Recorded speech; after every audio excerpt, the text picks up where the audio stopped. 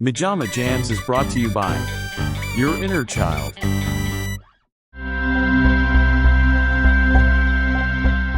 A meanie in a camp. A genie in a lamp. A beanie on a vamp. Tonight's movie will talk about one of these things. MaJaMa. MaJaMa. MaJaMa.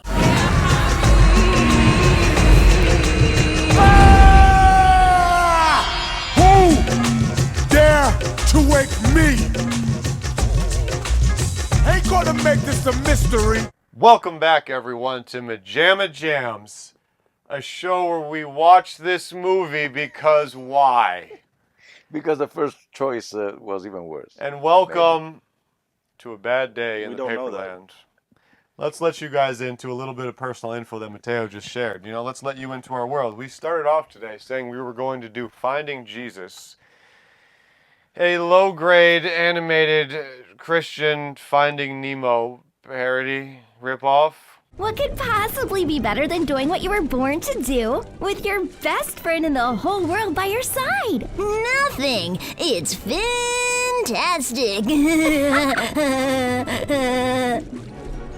We got about 2 minutes into it, and the voice actor who was voicing Professor Shark, You little fish sure have your minds in the right place. In fact, all of our fellow sea creatures could learn a lot from you two.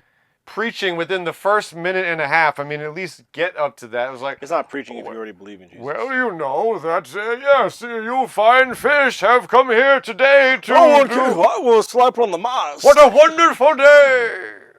It was a brutal. This.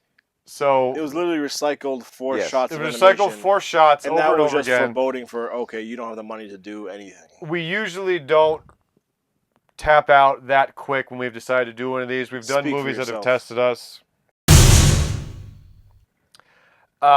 This today, so anyway, And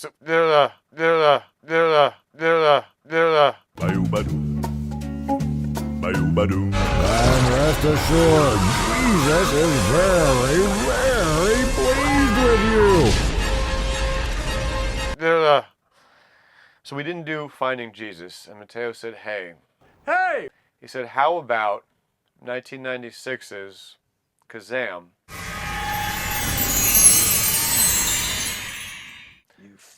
With Shaq as the Genie. Now, here's the important thing to start off today's episode, because we're going to use this for a discussion. We're going to use this as a springboard. Is that Matthew said, oh, hell yeah. It was met with enthusiasm. It was. And so today's discussion is... Blind enthusiasm. Enthusiasm.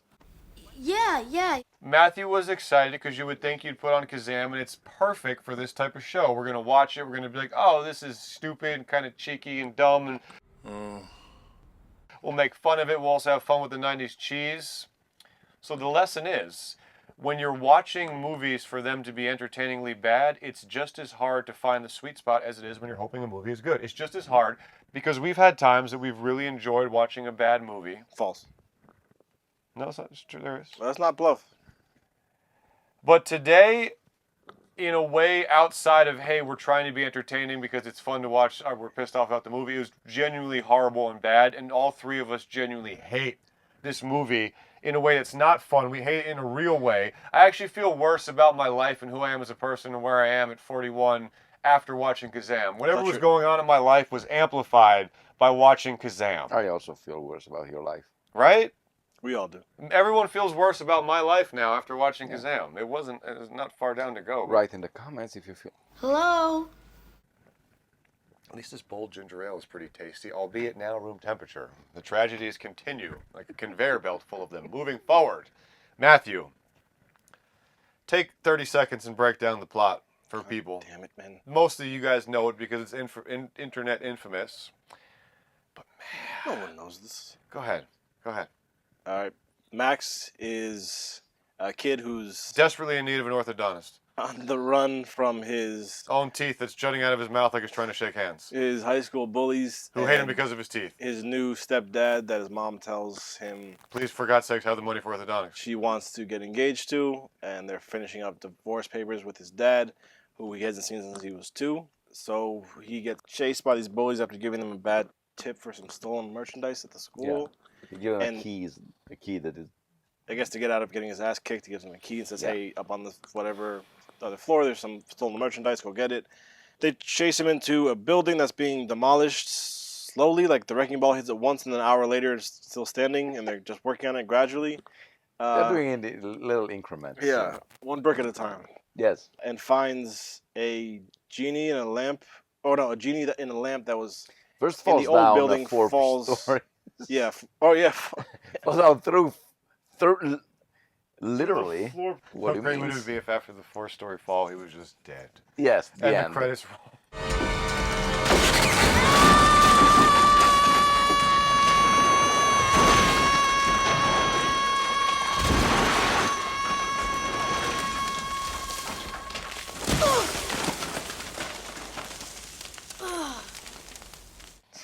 Gee, didn't even show up. He's on the poster. The shortest version of Kazaam.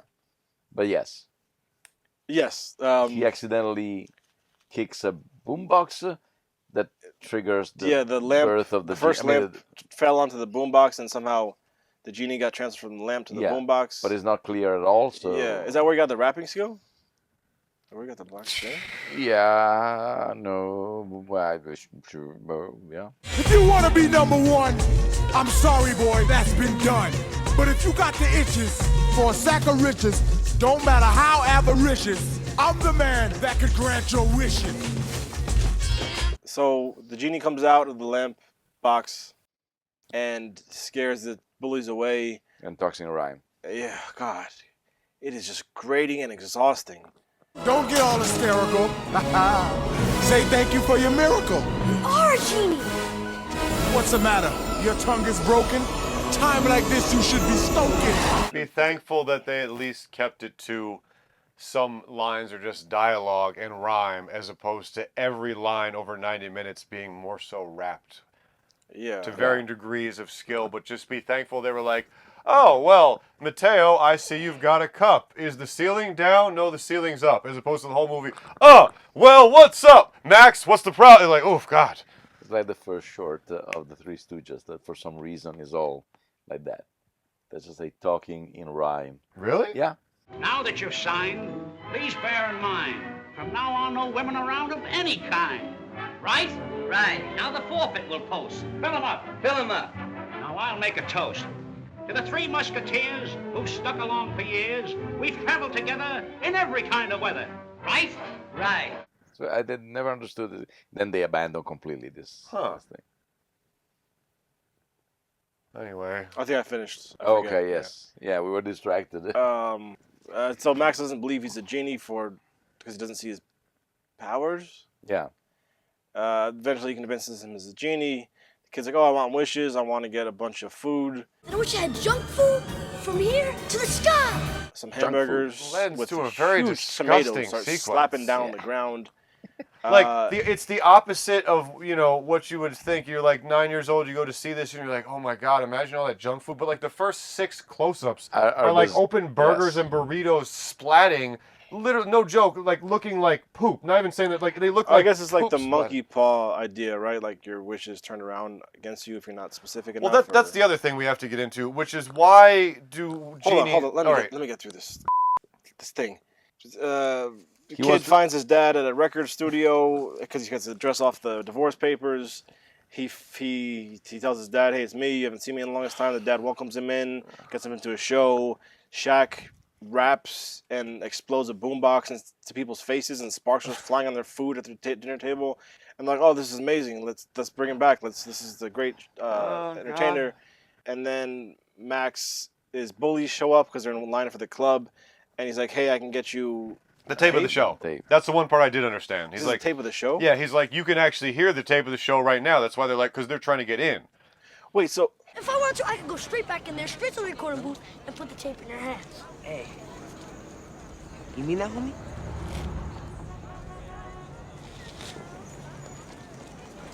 Yeah.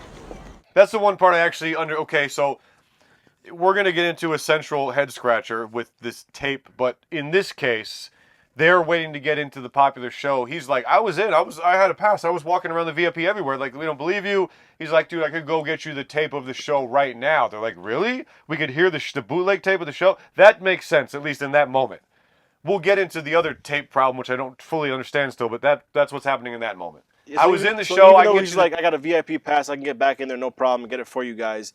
All the kids decide to sneak in, jump the security guards. Completely grab negating the fact that he's got the advantage of having a pass. Yeah. So they steal the tape. They get run down. Something happens. Shaq is being groomed by Malik, the dude who runs the club. And who wants to own him. And so apparently the tape was... But what I am really interested in is this man. Why does Malik, he sees magic and he's like, he's a genie. Again, it's interesting. You have a kid's movie. You don't need to work overtime to get a human being to believe a genie exists. But also sometimes it's like, oh, look, grainy VHS footage of a boombox with sparks. He's clearly a genie. I have to own him. Wow, look at that. That's some boombox. It has nothing to do with the box.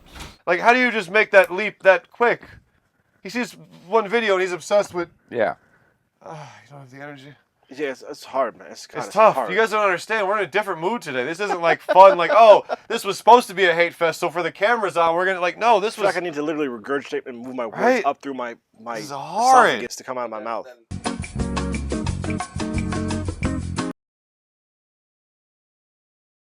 We now return to MaJaMa. Nick. You knew the tape was worth $1 million. What was he thinking? He was gonna work it off? Not much was worth. I'll find it. Then Max's father gets in trouble because he loses the tape. And so Malik wants to... kill him! Yeah, exactly. Okay, no, this is what I'm saying. Kill him.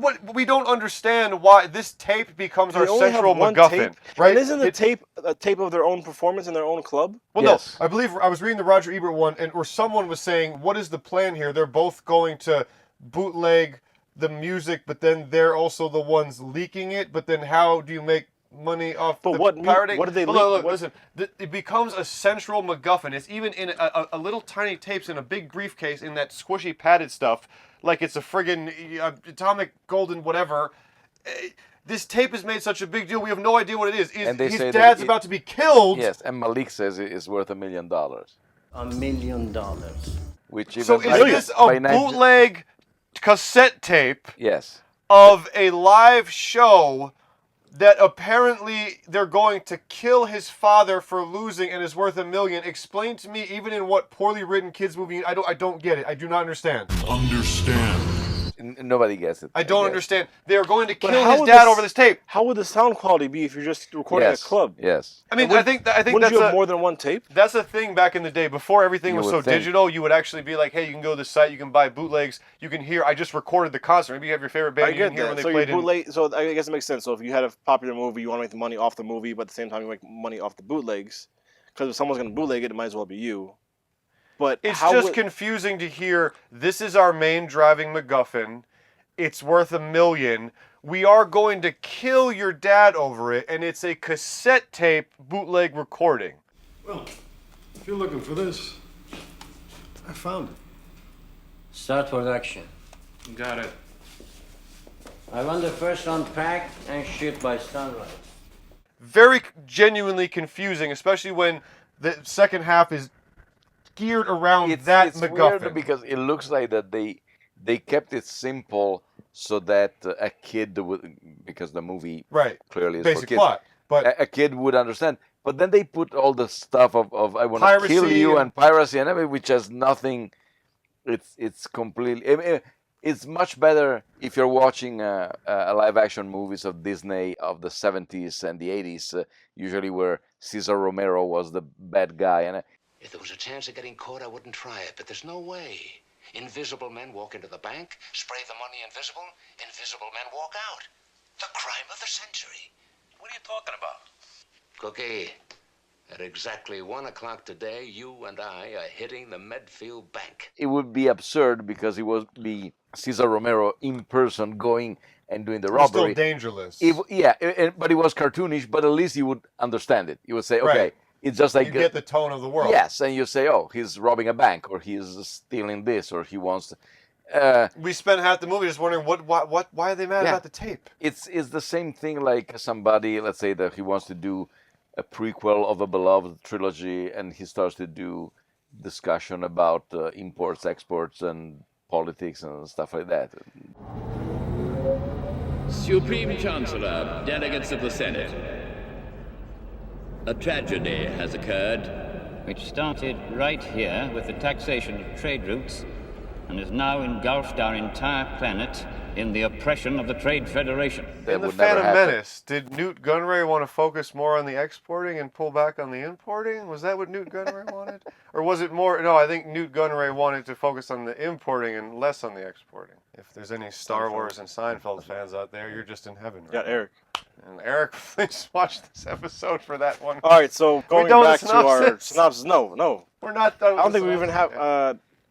the kid wishes for the second wishes the tape back. He gives the tape back to his dad, and But doesn't he die. says at that point he loses the favor with the genie because he says, I own you, don't I? Technically. in one of the most cringeworthy lines of the movie. It's also the fact that he delivers it with like, "Don't I own you?" Yeah, it's well, we'll get to the kid. All right, so where there's So his dad- eventually he dies and the genie becomes a jinn. Oh my God! I and need to bring him back. and- Resurrects him, and he yes. grants his father the second wish, and they all hug. And but Whatever. the father goes But- to jail, and then Kazaam is back on Earth with his girlfriend, and he has to get a job. Get real. You're getting a job. A job? That's the worst ending, horrifying realization of the real world possible. Antithesis of freedom. with You the- said you wanted to be free. Ended up with a woman. With a relentless close-up on the kid that never is too close, too long, is too up, whatever. It's just like it's terrible. It's like someone fired a tooth sideways into his mouth. Yeah, let's start with our two leads, since that's most of the movie and most of the blame. You're right. So we should say that I think any human being would say that Shaq is friggin' charming and lovable. Yes. Anyone would say that. Yes. But it's interesting because, again, I understand why a decision was made. If you show me Shaq, like, we're going to make a kids movie with Genie, I get that. That doesn't seem head-scratching. But I unfortunately feel like 0% of Shaq's undeniable charisma translates here. You're right. And the line readings sound not actorly.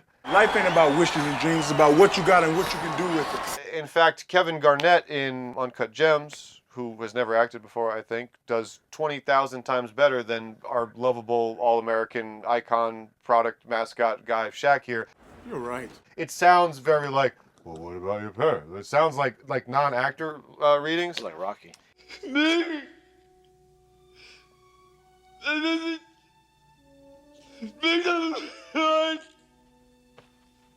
And then, as much as part of me is like, this little kid was in show business, do we really want to harp on his teeth? It's like the tooth is literally out at a 45 They probably degree saw his angle. teeth. They're like, oh, that's good, like a real charming, real-to-life. I spent 90 minutes thinking this dude was Squints from our beloved Sandlot. Michael Squints Polydorus walked a little taller that day, and we had to tip our hats to him. He was lucky she hadn't beat the crap out of him. We wouldn't have blamed her. What he'd done was sneaky, rotten, and low. And cool. I went the I whole don't know how movie I saw thinking that. this I don't is know how you saw Squints. It's not Squints at all. Freckles, No. red hair, no.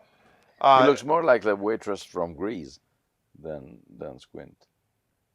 That's probably really I'll funny put if it I side by knew side. you guys will laugh because I put the side by side. But so we have not Squints. And, it's interesting. Another big thing about this movie is Mateo has a hard time. Very classical discussion we've had. You give him a protagonist he doesn't like, he has a hard time with it. The only good news is you weren't here when we were robbed. What kind of maniac would steal the motor to our Hoover? But sometimes, as per our discussion with that, I'm like, okay, well, characters sometimes need to be unsavory. And it's interesting because my next point immediately popped up. So, I think the kid's dragging a key along the lockers or something. And Mateo's like, well, look, he's so likable. I'm like, well, hold on a second. Sometimes characters for the point of the plot need to be unsavory. How would, I feel like you always hate the kids that are bratty. How would you write a kid where that actually works? And before the end of the question reached my mouth, I realized we have the ultimate perfect example in Macaulay Culkin. I've wanted to discuss Home Alone on this channel because it's such a massive, part of our lives, but apparently copyright we couldn't. So maybe a good time to touch on it briefly. Macaulay Culkin absolutely is painted as a jerk. I don't want a new family. I don't want any family. Families suck. Just stay up there. I don't want to see you again for the rest of the night. I don't want to see you again for the rest of my whole life. And I don't want to see anybody else either. We get a little bit of his family's fault too. We can tell the family's being a little hard on him, but he says very jerky lines. But it works. You get that he's still an 8-year-old. You get he's hurt. You're with him. And very early, you give him a fear. It's only my imagination. Only my imagination. He is afraid of... Yes, like you said, he's a genuine little kid. Yes, you can relate because when he goes in the basement... Hello, Kevin. So sometimes I'm like, wow, Mateo, it feels like you really recoil these characters. Right now, I'm fully in with Mateo. So we have a very unlikable kid, and I think it's the Ebert clip we were watching. He feels very show busy. Like Matthew said, it's almost like, oh, he's got the crack that's perfect for like a scrappy. Give him the long hair, and he's kind of got like a chip on it.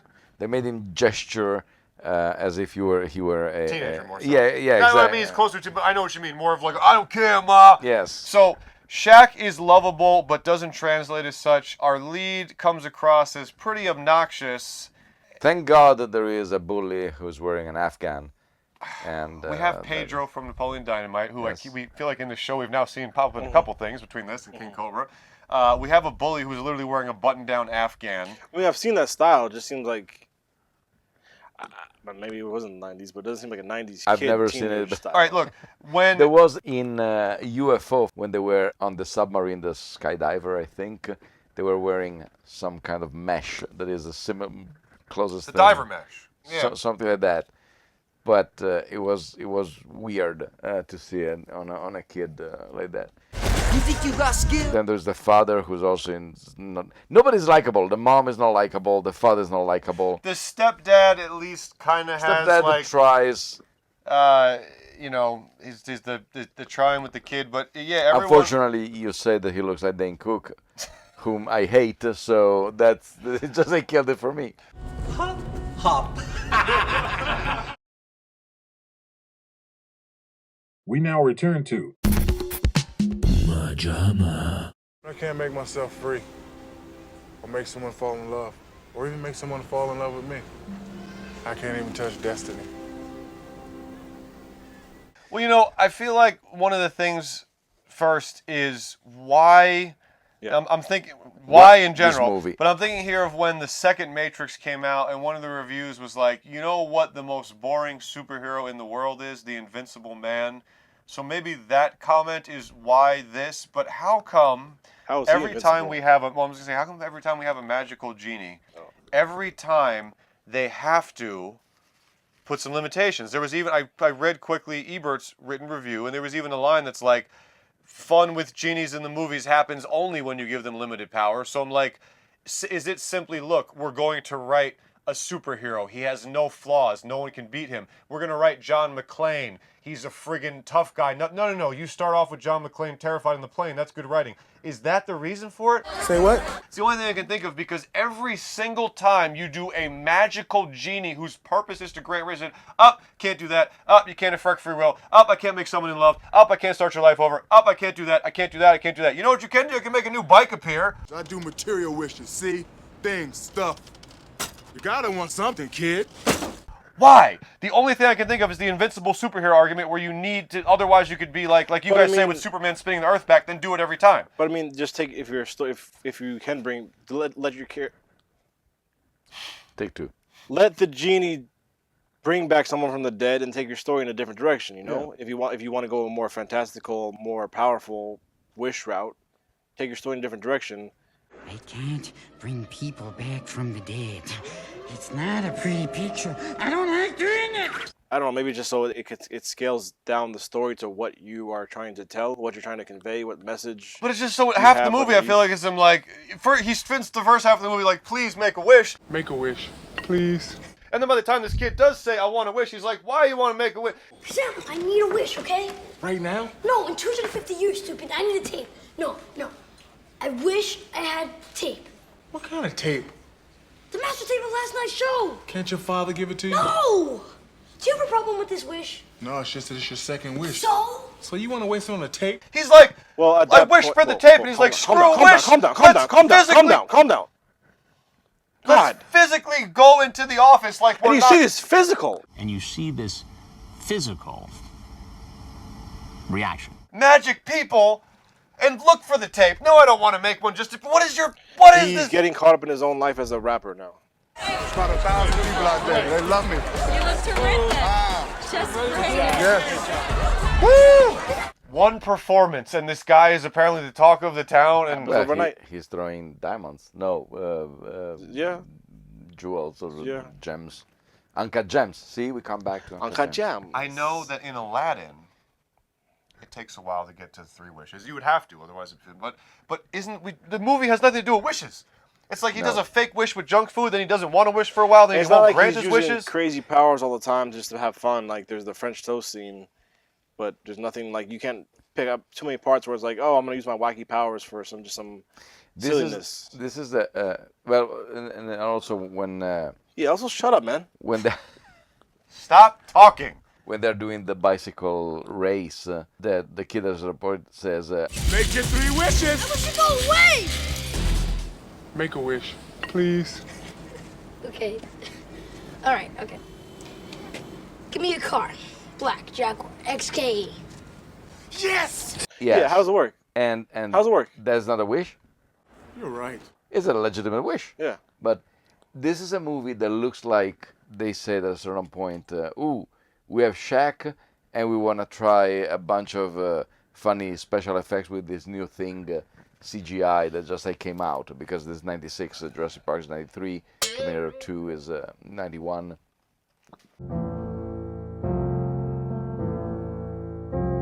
So they started to do that, because there's a bunch of scenes that there is the genie in the stars, and there's the genie sliding across the wall, and there is the flying toasts, and it looks like that they use that also as a sort of a catalog of special effects that they can do. You know what this is? Migo. If you're so advanced, improve it. Do something no earthling could do. I'll give it a shot. Does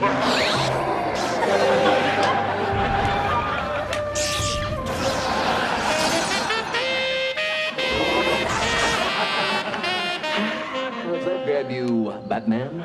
Amigo, exactly. You know what this is, and I think that Ebert. I think it was in the Ebert review too, but I couldn't unhear this once he said it. Hey, did anyone ever wonder what Aladdin would be like exactly if you took an actor that didn't have Robin Williams' complete anarchic freaking genius improv spirit? But what if it was Aladdin, but just take away the mega talent that made the blue genie crackle? And again, that's not even a slight against Shaq, because Shaq is lovable, but it just does not, like, it's that exact plot, but the genie comes out and it's just, instead of personality encompassed in a bottle, it's just, it's a non-actor who's, again, you banked on Shaq and that was it. I am Kazaam. But you can do that with like a depressed genie. You can make it a joke. But Shaq's kind of, you don't even know really what his character is. I mean, he says he's been locked up for 300 years. So I mean, it's been a while since he's been out of the bottle or had a master. Been doing this genie stuff for about 5,000 years. It's just fascinating to see mechanics that are, mechanics can work beautifully, because let's say, hey, we know Jim Carrey is a rubbery, silly face physical artist bar none. Can we hang an entire movie on that? Ace Ventura, Liar Liar. Yes, you can, beautifully. Hung on that one principle of how goofy Jim is, and you can make it work. It's the same thing, but it's just, hey, isn't Shaq goofy, lovable, and the guy of the moment? And that's, you didn't go any further than that. So everything is centered around a guy that doesn't crackle. It's oddly enough is Cocaine Bear. Oh, we have this idea. People will come and see it because, I mean, Shaq as a genie? Very Come much on. so. And the funny thing is, it does seem like a play on words intended, slam dunk. It seems like it should be. But they don't give him enough of a character or even a personality where, like, okay, I can define who this genie is and what he wants. You pop the box, so make a wish. Wish for a castle, fast a chariot. I don't care what you do. I gotta obey the rules. I can't show my match to anybody but you, and I can't get back into my box until you make your 3 wishes. One of the things that interests me about the Safdie Bros is that if you look at their credits, I think in Good Time and Uncut Gems, there's 2 of theirs I haven't seen, but they'll say, what was it, like street acting, the acting coach and street acting coach, because they love to pick people that have never acted before, real life people, and I think it adds a lot of realism to the type of feel they want to their movies. So Kevin Garnett in Uncut Gems is a huge central part. I never get any sense of, oh guys, you guys brought a non-actor back. Never. To Kevin's credit, it never feels that way. It goes along perfectly. So I have to imagine somebody, or maybe if it was more care or whatever it was, could bring a good lead performer, right? Don't you think someone could bring, with how he's so lovable, the charm, just the smile, the big guy, like Shaq is lovable as hell. I have to believe there's someone out there that could really work with him to make it like, let's make that a good of an idea as it should be. Lean into who Shaq already is for that character. You're right. Almost playing almost like a kind of a cute fish out of water, hasn't been around humans and society in 300 years, so kind of getting accustomed to and getting surprised by and really excited by the food and the music and the culture, which they kind of touched on a little bit, but kind of have him as kind of just like really excited about running around this new city. You're right, because I think Shaq working at full volume is the big, like the grin he gives is like, you never know, a big kid just in this world, mischievous. I think, again, this should not be this horrible. It should not be a classic Catwoman or an Ishtar, the thing that has that stench. I'm out of here. This should be pretty fun, I feel like. There should be a way to make this movie where we would watch it. For instance, Sinbad, the Mandela effect with the Shazam, Kazaam, the Sinbad thing. Sinbad's house guest is exactly what we wanted this to be. Where even if you kind of ironically watch it like, oh, it's an old cheesy 90s comedy, it's still fun as hell. In fact, you watch those back to back, you get like whiplash from how much fun you have with the early, and I think House Guest 94, this 96, so very similar mid-90s period. But man, we started getting actively angry over having to watch this. Fast too. This is all my fault! We now return to MaJaMa. Max! It's nothing! What's the matter? Just leave me alone! Max! What's wrong with Max? He'll be alright. He was really upset. No, listen to this crowd. They love me. I own them. Like, you guys understand, a lot of times we watch it for the badness. Matthew wants to crap on the channel. We dogpile it. It's fun. The cameras are on. Today, I feel like all of us were just getting genuinely angry, like, dude, end. And for an hour and a half movie, oh my God. Yeah. He started to say end after 5 minutes. We did. I love days like today. Because you realize that you get stuck with an unlikable kid. And throughout... How about the fact that they kill the kid? Then I guess my only problem is that you are still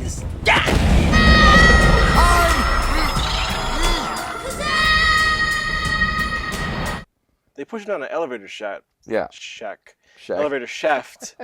To the point where he falls to his death. That's pretty crazy. Yeah. That's why For a kid's movie, yes. On that exact note, I told you guys this when we watched it, but... I'm sorry, it's like the ending of Mac and Me.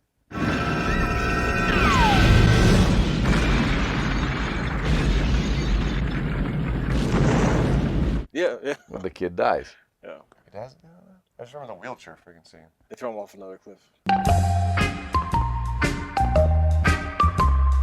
They don't know how to drive anyway! Stop him!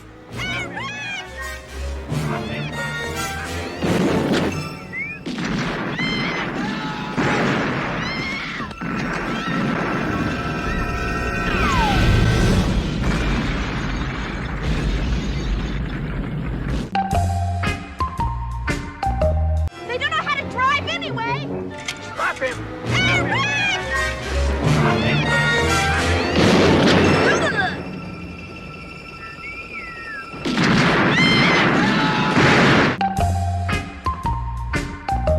even though it's part of the Christmas future, like you guys are saying, for the tone of movie it is, I was genuinely impressed by the balls within the world of Spirited, that in the Christmas future they show, hey, the kid that you tried to take him down by posting the homeless are gross clip killed himself.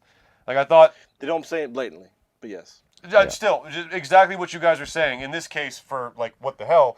But I thought that without pulling you out of it, you don't say, like, what the hell, but it's ballsy to be like, yeah, that kid actually killed himself for online bullying. Again, for the level that Spirited is, the mostly breezy Apple Plus Christmas affair. So I think you could do it? I think here is the reverse effect where you're like, well, you're shoving your kid down an elevator shaft? Yeah. That's our lead. I mean, we all want to see him die. Exactly. But, wait, does that mean the guy, Malik, who he turns into a basketball and throws into a garbage dump, is he dead? Or is he just, are his organs and bones just crushed into a ball form? Yes, probably it has been left as a ball. We'll never know. so what, okay, can we try and figure out at least loosely what happens post-tape? Why is it in a, so aren't they putting on the show that they're bootlegging and then they're like, I can't. I'm a little busy. There's no world, no kiddie movie world, stuff doesn't matter, where I can wrap around in this briefcase, this classic movie silver locked briefcase. We have Plus this it's cassette like tape, the which silver I'm going to briefcase- kill your father because he lost a bootleg tape. Explain it. This is the whole second half of the movie centers around this tape. I don't understand. What is the plot? We're going to bootleg our own show we're putting on, and then that's worth $1 million to leak it early. Aren't you the people in charge of this artist that you would eventually release legally to make the money? Well, like I said, maybe they're just harvesting from both markets. You knew the tape was worth $1 million. What was he thinking? Black market and white market. I own you. And then... Let's talk about Shaq sleeping in the boy's bed. I'm more than I seem. You ought to looking at your dream. In your coffee, I'm the cream. Get off me, pervert! And then showering in front of him. Yes. Being a guy. I mean, the shower at least is one of the moments where I feel like... I bet you did. The constant visual... I bet you gags, had a lot of visuals. You know, the old ring shower and the classic putting mail in a shower cap and the scrub loofah or whatever. He wasn't even really scrubbing himself. No. I will say I think... It's really annoying when you're just like He was brushing his teeth. Yes. with I'm his like, dude, loofah. just scrub. Just scrub. Just do it. It's at least more fun than the rest of the stuff we get. But, yeah, I mean... I don't know. I get the classic wake up next to the person. At least he's not like fondling him down there. He was the big spoon, man. He is singing a cream of my crop. I mean, at least the kid says, "What are you doing, pervert?" Yeah. Get off me, pervert! And the movie was directed by Starsky from Starsky and Hutch. You have the right to speak with an attorney. Is that enough? Hey, 35 miles an hour. That's the speed limit. 35, do you hear me? Can you make out the plates? No. Can't you get any closer? Oh, what are you, I'm trying not to lose them? Oh, very funny. The TV show, not the movie. Well, technically the movie too, because they make a cameo at the end. Come on, give me keys.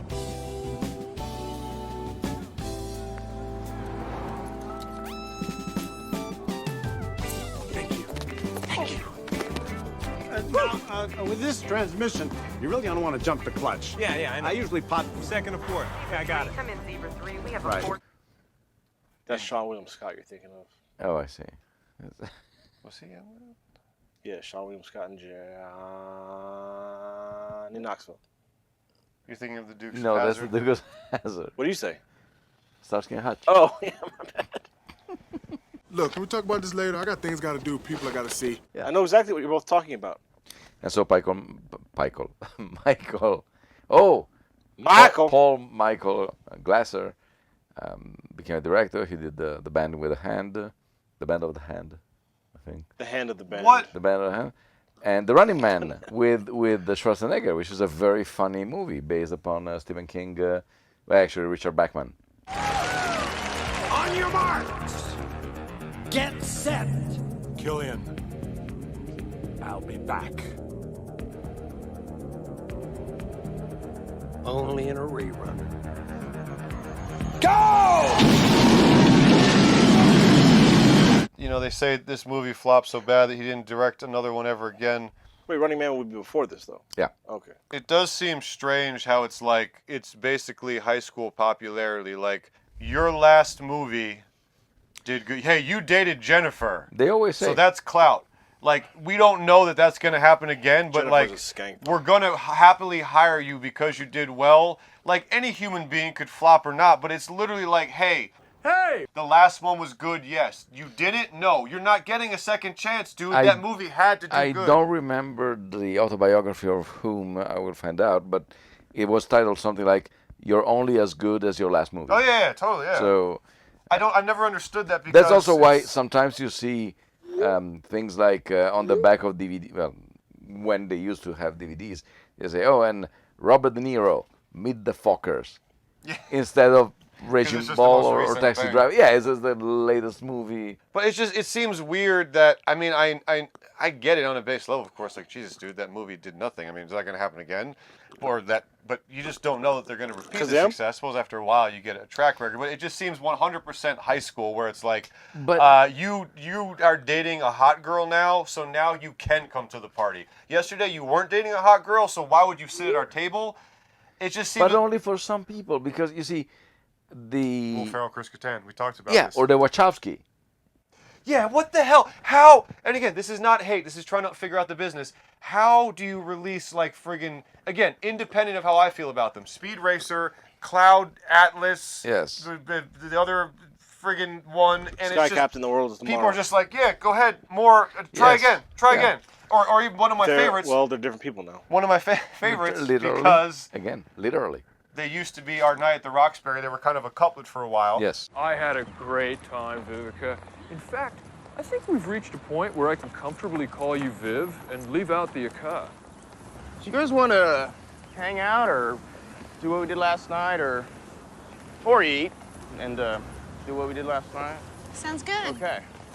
Chris Kattan does Corky Romano. It flops, and America collectively says, better not see you ever trying to lead a movie again. Will Ferrell, granted, a lot of beloved hits at this point, but it's almost like beloved, utter crap, beloved, utter crap, just metronoming. And it's always like, give Will another chance. Let's make the 100th Will Ferrell comedy. It may be good, but let's keep giving Will a chance. Let's do Land of the Lost 2. What is it? Now, granted, having said that, I do see more of a general marketability, likability, whatever, with Will versus Chris. For some reason, Will's abrasiveness has always gone down. With Chris. Too many gay undertones. Like the Mr. Peepers thing was always very gay. Thank you, Professor. This is Mr. Peepers. He comes to us from the Amazon rainforest.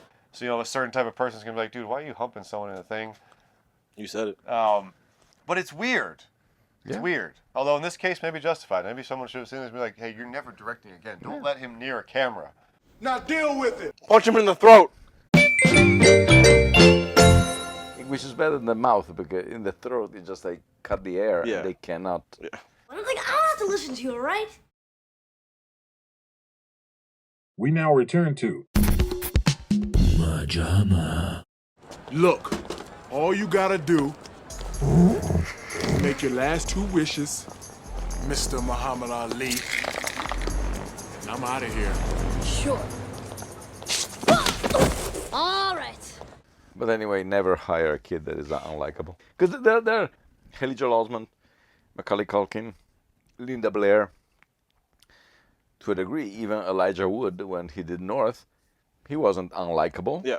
It was a despicable movie, but he wasn't unlikable. So you can find them. Oh, yeah. There are likable kids. You smell like hippopotamus butt. And then there is this. Well, I think I haven't seen it, but I always see clips online of a Bronx Tale. I think he's a little kid, De Niro's son. Yeah. When Sonny looked at me for the first time, I went deaf. I couldn't hear. All I could see was Sonny with the gun in his hand.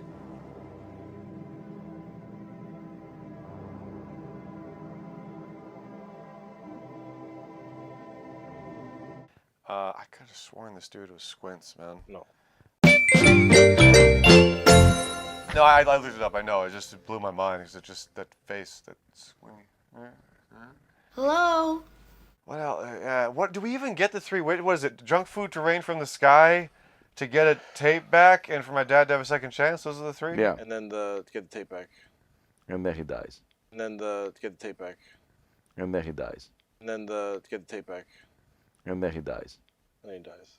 And then so Shaq, wishing for the kid to be alive, he grants his own wish, brings the kid back from the dead. Because he becomes a jinn. By association, I guess. Because isn't a jinn a demon?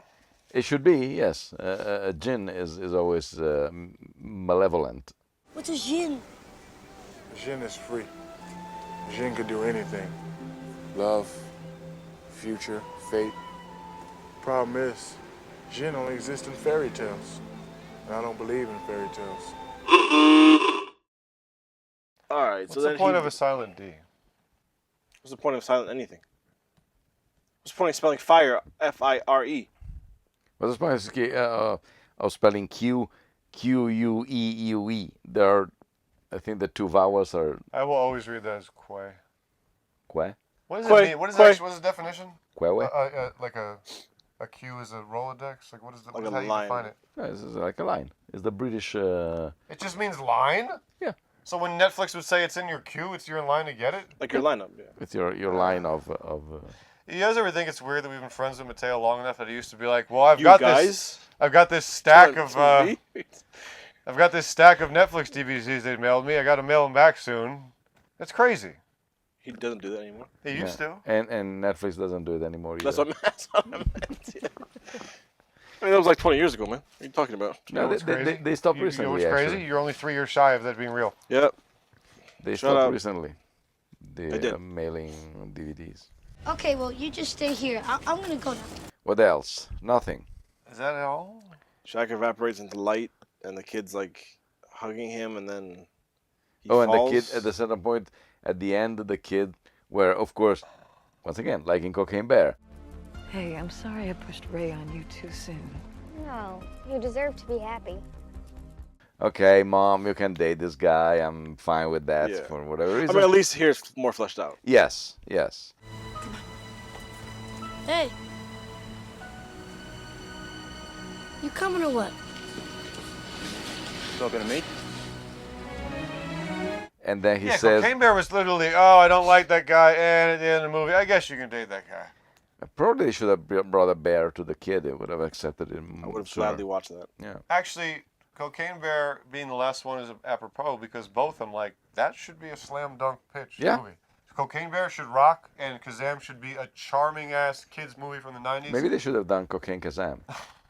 Just I'm doing it, I'm doing this, I'm doing this, I'm doing this. That's actually pretty funny. You have 3,000 wishes. It almost feels like, not that I want to claim like I know a celebrity, but it almost feels like Shaq, even with the massive popularity, never had a drug stint. Like he was like, no, little boy, I'm trying. You don't know. Trying to get, you know. That's just probably here's a strange story with the general of the insurance. Nice truck, Shaq. Hey, thanks for coming by. I want to talk to you about my friend.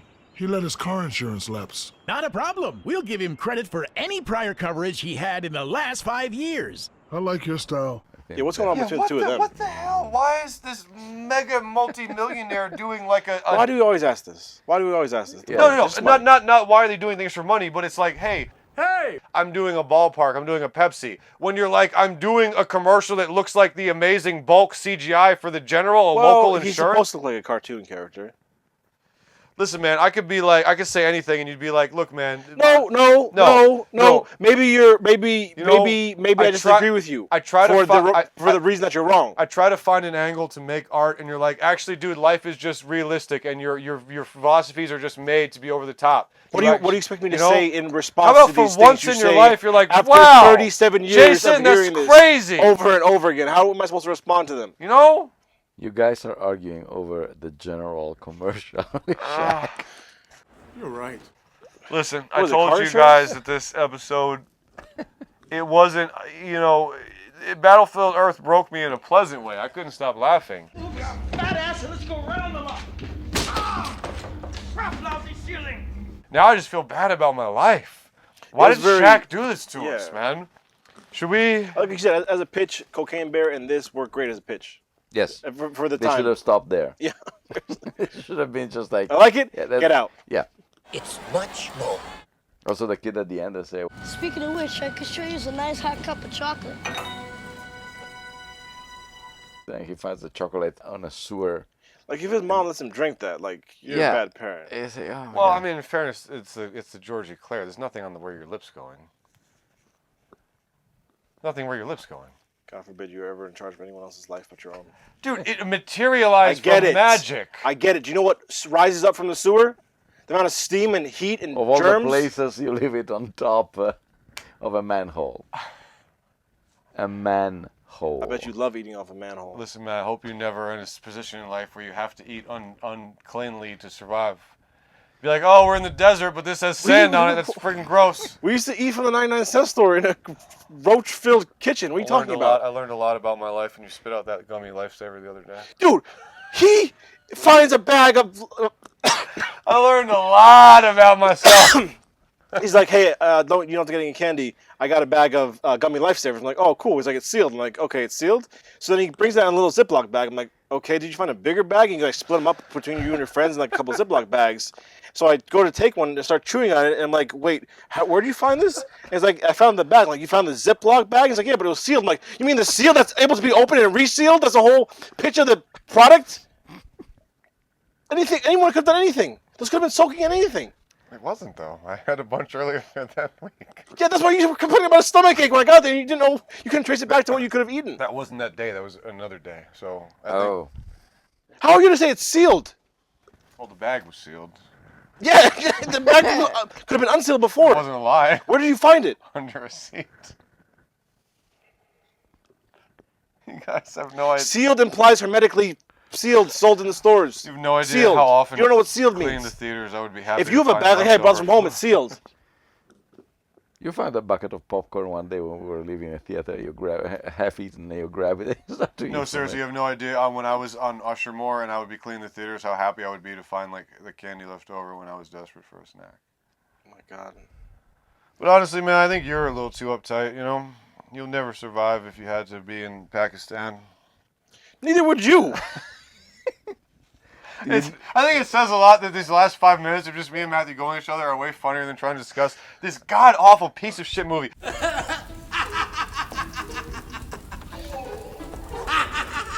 Let's express our feelings by throwing things at Shaq's head. 17. Oh. All right. I never like to, even though Matthew, I never like to do the I'm actually going to count thing. 1, 2, I think that was 3, 4, 5. Guys, there was nothing to grab onto here, and it is always a lesson, so I think it makes a good jam, because it's a lesson that there's just nothing to grab onto. I was angry over this. 5 for Jason. Big 5. Big 5. Mateo, it's 5? 5. Matthew's a 5,000. Don't watch this. This is infamous, you know. Is this going to be a trite night? No. Just kind of a... But I agree. But no. MaJaMa.